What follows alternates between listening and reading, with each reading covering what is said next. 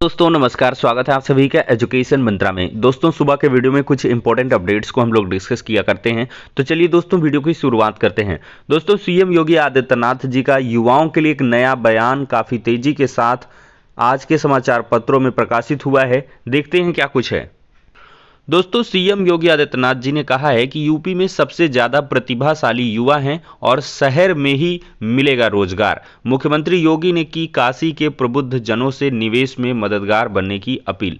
और यूपी में सबसे ज्यादा प्रतिभाशाली युवा हैं, ऐसा सीएम योगी आदित्यनाथ जी का मानना है। युवाओं को उनके शहर में ही रोजगार मिले, यह सुनिश्चित करना है। इसमें प्रबुद्ध जन मददगार बन सकते हैं, निवेश बढ़ाने में अपना योगदान दे सकते हैं, यह कहना है उत्तर प्रदेश के मुख्यमंत्री योगी आदित्यनाथ का।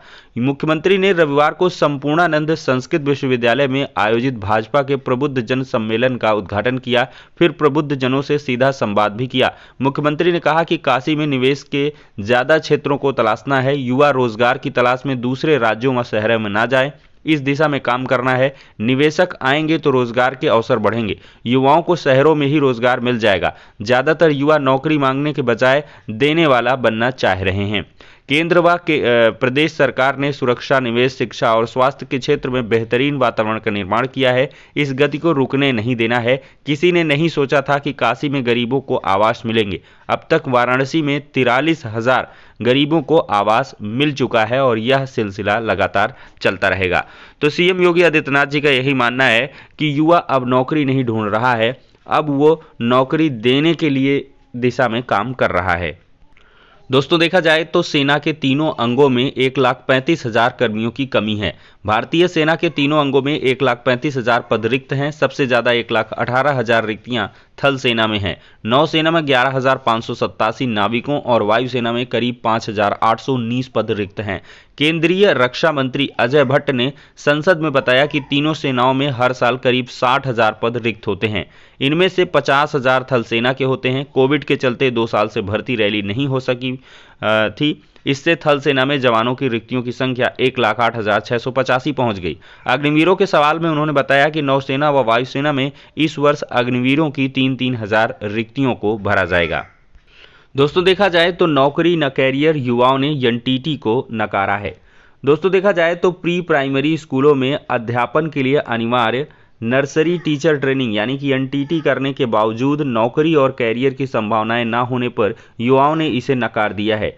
पीएनपी कार्यालय ने एनटीटी की 1500 सीटों के लिए केवल महिला अभ्यर्थियों से ऑनलाइन आवेदन मांगे थे। अंतिम तिथि 8 दिसंबर तक महज 542 अभ्यर्थियों ने ऑनलाइन पंजीकरण कराते हुए फीस जमा की। यानी कि शिक्षक प्रशिक्षण कोर्स की लगभग 2/3 सीटें इस साल खाली रह जाएंगी।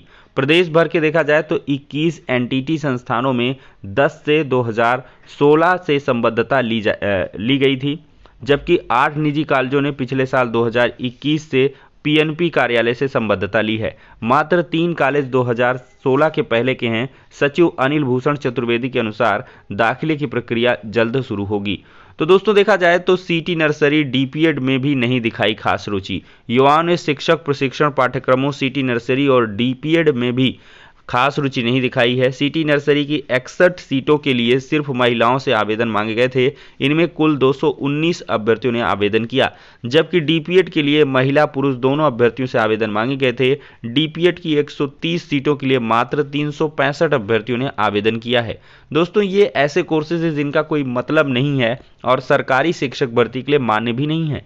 शिक्षक प्रशिक्षण की ये तीनों कोर्स ही सरकारी स्कूलों की शिक्षक भर्ती में मान्य नहीं है। इसके बावजूद हर साल प्रवेश दिया जाता है। एनटीटी और सीटी नर्सरी करने के बाद निजी स्कूलों में अवसर मिल जाते हैं, लेकिन उसमें अधिकतर लोगों की रुचि नहीं रहती। यही कारण है कि अब इन पाठ्यक्रमों की पूंछ नहीं रह गई है। वैसे भी जब डीएलएड, बीटीसी और बीएड करके लाखों बेरोजगार धक्के खा रहे हैं, तो इन पाठ्यक्रमों को करने वालों को कौन पूछे। एकदम सही सी बात है कि जब बीएड बीटीसी वालों को नौकरी 4-4 साल से नहीं मिल रही है, उनको भर्ती का विज्ञापन देखने के लिए नसीब नहीं हो रहा है, तो ये जो एनटीटी है, सीटी नर्सरी है, डीपीएड है, इनका क्या कुछ वजूद है।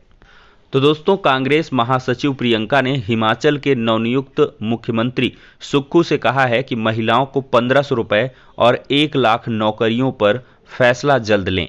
तो शपथ ग्रहण समारोह में चर्चा के बाद कांग्रेस की राष्ट्रीय महासचिव प्रियंका वाड्रा ने मुख्यमंत्री सुखविंदर सिंह सुक्खू और उप मुख्यमंत्री मुकेश अग्निहोत्री से कहा है कि पहली कैबिनेट में 3 बड़े फैसले हैं। इसमें ओपीएस बहाली, महिलाओं को 1500 रुपए देने और प्रदेश के युवाओं को 1 लाख नौकरियां देना शामिल है। कांग्रेस ने अपनी चुनावी घोषणापत्र में 10 गारंटियों को लागू करने का ऐलान किया था। प्रियंका ने पार्टी प्रचार के दौरान कहा था कि इन तीनों गारंटियों को जनता तक पहुंचाने में जोर दिया गया था। इधर समारोह में उप मुख्यमंत्री मुकेश ने कहा कि मुख्यमंत्री सुखविंदर सिंह सुक्खू और उनकी जोड़ी नंबर 1 है। तो यहाँ पर हिमाचल प्रदेश के युवाओं को जल्द ही 1 लाख नौकरियों का जो अवसर है वो देखने के लिए मिल सकता है। और सुक्खू जी का एक वीडियो भी बड़ी तेजी के साथ वायरल हो रहा है, जिसमें उन्होंने पहली कैबिनेट में ही ओपीएस यानी कि ओल्ड पेंशन स्कीम को लागू करने की योजना बना ली है। दोस्तों अगली सूचना है, भर्ती पूरी होने की आस में टूट गई सांस। 9 साल से एपीएस के 176 पदों पर भर्ती नहीं कर सका आयोग। तो दोस्तों देखा जाए तो अपर निजी सचिव एपीएस भर्ती परीक्षा 2013 पूरी होने के इंतजार में कई अभ्यर्थियों की सांसें टूट गई हैं, तो कई अभ्यर्थी अगली भर्ती के लिए ओवर एज हो गए हैं। विज्ञापन जारी होने के 9 साल बाद भी भर्ती अधूरी पड़ी है। उत्तर प्रदेश लोक सेवा आयोग की ओर से एपीएस के 176 पदों पर भर्ती के लिए लिखित परीक्षा, टाइपिंग, शॉर्ट हैंड परीक्षा आयोजित की जा चुकी है। आयोग इन 2 चरणों की परीक्षा का रिजल्ट भी जारी कर चुका है, लेकिन 24 अगस्त 2021 को यह परीक्षा ही निरस्त कर दी गई। ऐसे में जो अभ्यर्थी अंतिम चरण की कंप्यूटर ज्ञान परीक्षा के लिए क्वालिफाई कर चुके थे, उन्हें तगड़ा झटका लगा। इसके बाद आयोग ने पुनर्विज्ञापन जारी कर पुराने अभ्यर्थियों से नए सिरे से आवेदन मांगे ताकि परीक्षा दोबारा कराई जाए। इस बीच निरस्त होने के खिलाफ कुछ अभ्यर्थियों ने देखा जाए तो हाईकोर्ट में याचिका दाखिल कर दी और इसी वजह से पुनर्परीक्षा अब तक लटकी हुई है। परीक्षा निरस्त होने से पहले जिन अभ्यर्थियों ने अंतिम चरण के लिए क्वालिफाई किया था, उनमें से उन्नाव के अवधेश का कोरोना से निधन हो चुका है। लखनऊ के राजकुमार पांडे ये सब जो है डेंगू से मौत की कगार पर पहुंच गए हैं। और प्रयागराज के राकेश चक्रवर्ती एक जो है देखा जाए दुर्घटना में अपनी जान दे दिए हैं।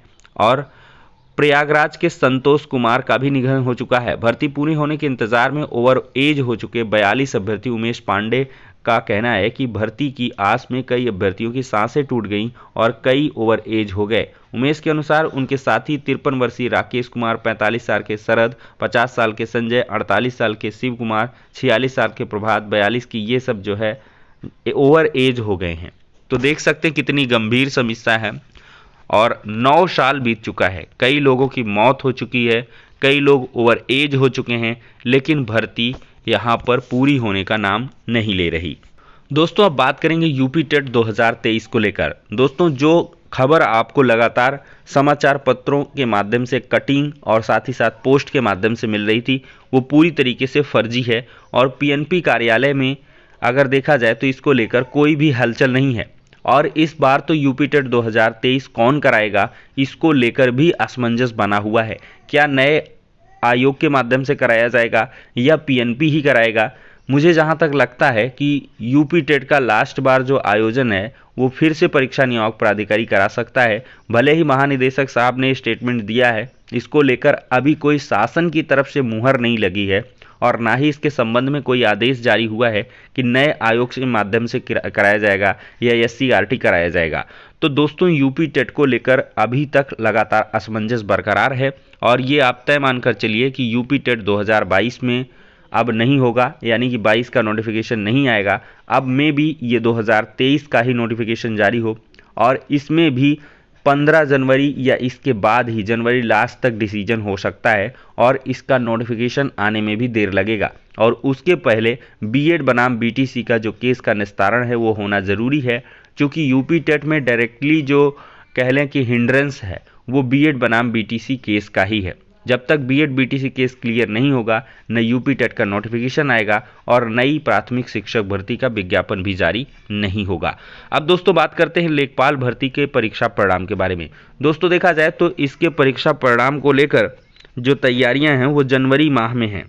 दिसंबर तक लगभग 100 फर्जी अभ्यर्थियों को यहाँ से जो चिन्हित किया गया था, उनके परिणाम को निरस्त किया जाएगा और लगभग 1000 इसमें सस्पेक्टेड कैंडिडेट और निकल के आ रहे हैं, उनकी डॉक्यूमेंट वेरिफिकेशन के टाइम पर जांच होगी।